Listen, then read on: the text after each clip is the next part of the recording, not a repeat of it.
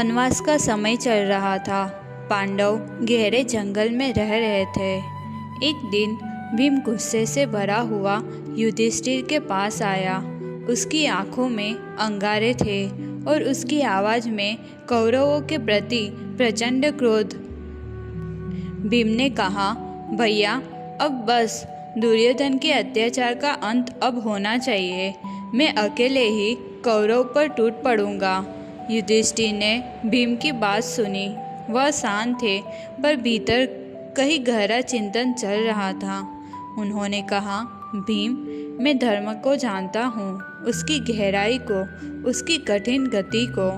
मैं कैसे केवल क्रोध में आकर इतने बड़े निर्णय ले सकता हूँ?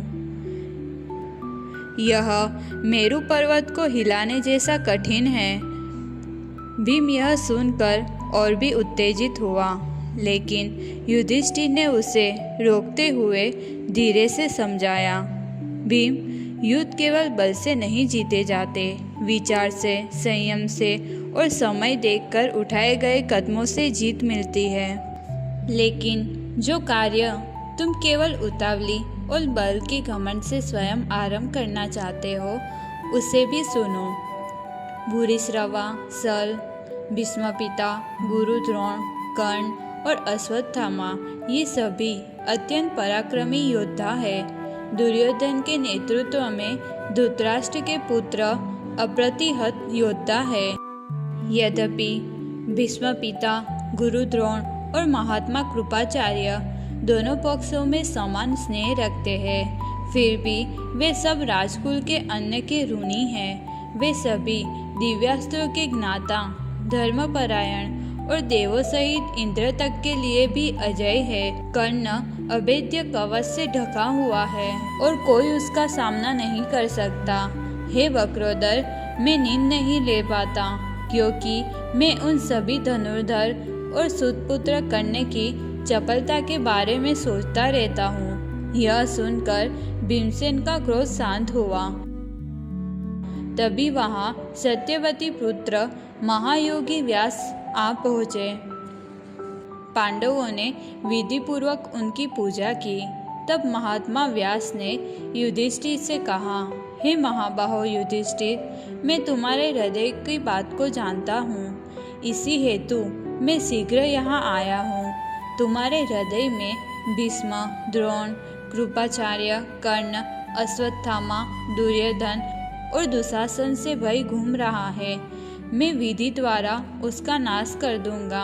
युधिष्ठिर को एकांत में ले जाकर महर्षि व्यास ने कहा, हे भरत श्रेष्ठ, तुम्हारे लिए श्रेष्ठ काल आया है, जिससे अर्जुन युद्ध में शत्रुओं को पराजित करेगा और महान कार्य करेगा। अस्त्र विद्या हेतु उसे इंद्रदेव और रुद्रदेव के पास जाना चाहिए। उनकी तपस्या करने से अर्जुन देवताओं से दिव्य अस्त्र प्राप्त करेगा। महर्षि व्यास ने उन्हें द्वैतवन छोड़कर जाने को कहा।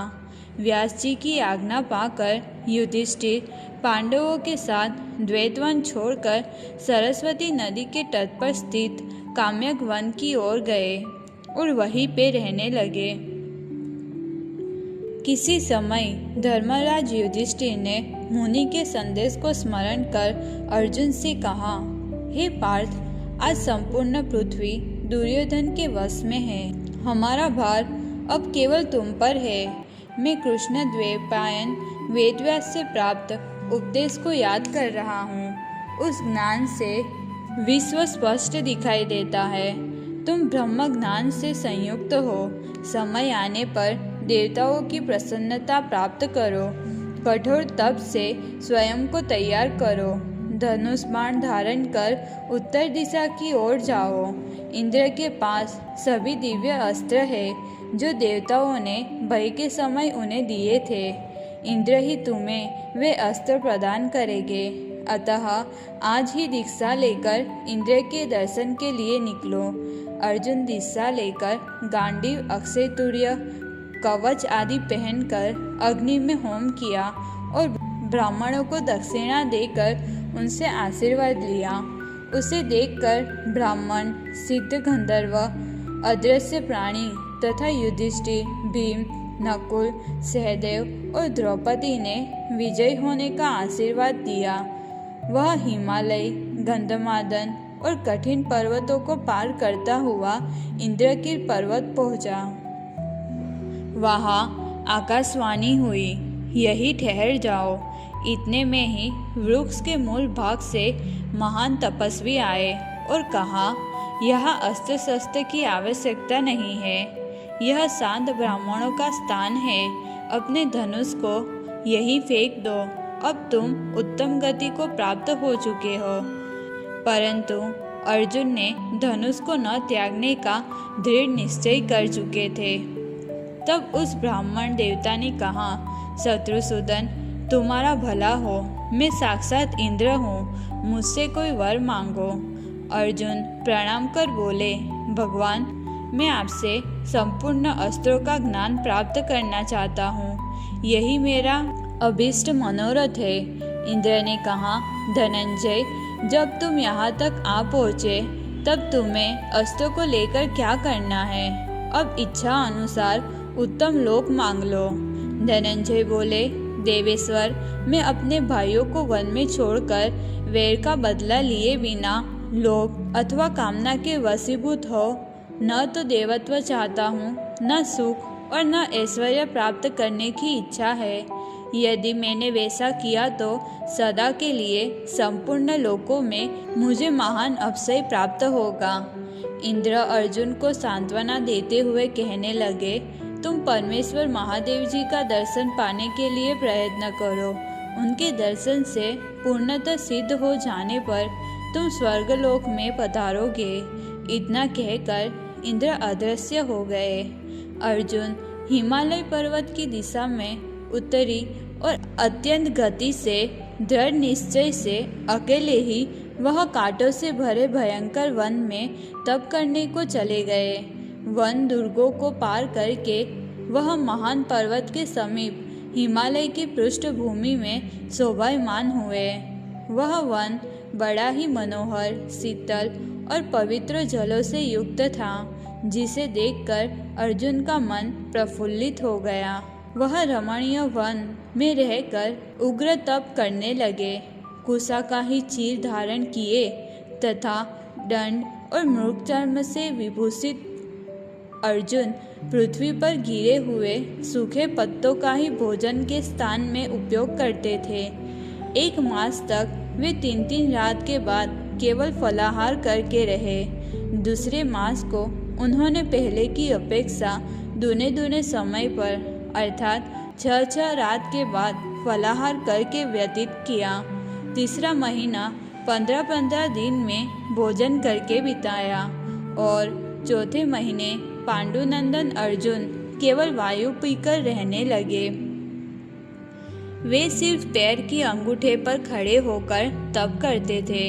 उनकी इस उग्र तपस्या को देख सभी महर्षि देव शिवजी के पास गए और उन्हें प्रणाम कर कहने लगे, देवेश, एक तेजस्वी पांडव अर्जुन हिमालय की पृष्ठभूमि में उग्र तप में लगा है और उसकी तप के ताप से दिशाएं धुआं होने लगी है। हमें मालूम नहीं वह क्या करना चाहता है। वह हम सबको संताप दे रहा है, कृपया उसे रोकिए। महर्षि की बात सुनकर उमापति शिव ने कहा, आप लोग फल्गुन की किसी प्रकार की चिंता नहीं करें। मैं उसके मन का संकल्प जानता हूँ। उसे न स्वर्ग की इच्छा है, न ऐश्वर्य की, न ही दीर्घायु की। वह जो चाहता है वही मैं आज उसे दूंगा। आप सब निश्चिंत होकर अपने आश्रम लौट जाइए। यह सुनकर सभी ऋषि प्रसन्न होकर अपने आश्रम लौट गए। तत्पश्चात भगवान शिव ने धनुष धारण किया। स्वर्ण शाखाओं वाले वृक्ष के समान चमकते हुए किरात का वेश धारण किया और उनके तेज से वे मानो दूसरे मेरु पर्वत की तरह दिख रहे थे। वे देवी उमा के साथ थे, जो उनके समान ही व्रत और वेश वाली थी। अनेक प्रकार के रूप धारण किए भूत प्रेत उनके साथ थे। इस प्रकार किरात वेश में छिपे हुए भगवान शिव सहस्त्रों स्त्रियों से घिरकर बड़ी शोभा पा रहे थे। एक ही क्षण में वह वन शब्द रहित हो गया। झरनों और पक्षियों तक की आवाज बंद हो गई। भगवान शंकर ने अर्जुन के पास दितिपुत्र मुख नामक असुर को देखा, जो अद्भुत रूप वाला था, जिसने सुअर का रूप लेकर अर्जुन को मार डालने का उपाय सोचा था। अर्जुन ने गांडीव और सर्प जैसे बाण उठाए। बाण को धनुष पर लगाया, जिसकी टंकार से वातावरण गूंज उठा और वे बोले, तू मुझे बिना दोष के मारने आया है, इसलिए मैं पहले ही तुझे यमलोक भेज दूंगा। अर्जुन को प्रहार के लिए उद्यत देख किरात रूपधारी भगवान ने उन्हें रोककर कहा, इस सुअर को पहले से ही मैंने लक्ष्य बना रखा है, अतः तुम उसे न मारो। परंतु अर्जुन ने किरात के वचन की अवहेलना करके उस पर प्रहार कर ही दिया। फिर किरात वेशधारी महादेव ने भी बिजली के समान तेजस्वी अग्निशिखा जैसे बाण छोड़ दिए। अर्जुन और किरात दोनों के छोड़े बाण एक साथ उस असुर मुख के विशाल पर्वत समान शरीर पर लगे।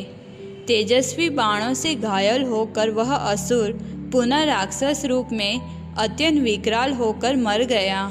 अर्जुन ने किरात से प्रसन्न मन से हंसते हुए कहा, आप कौन हैं जो स्त्रियों के साथ इस सुने वन में घूम रहे हैं? क्या आपको इस भयानक वन में भय नहीं लगता?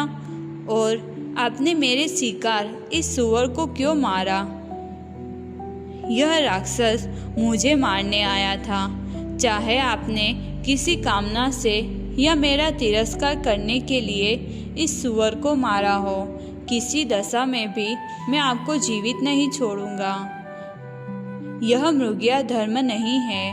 आप पर्वत के निवासी हैं, तो भी इस अपराध के कारण मैं आपको जीवन से वंचित कर दूंगा।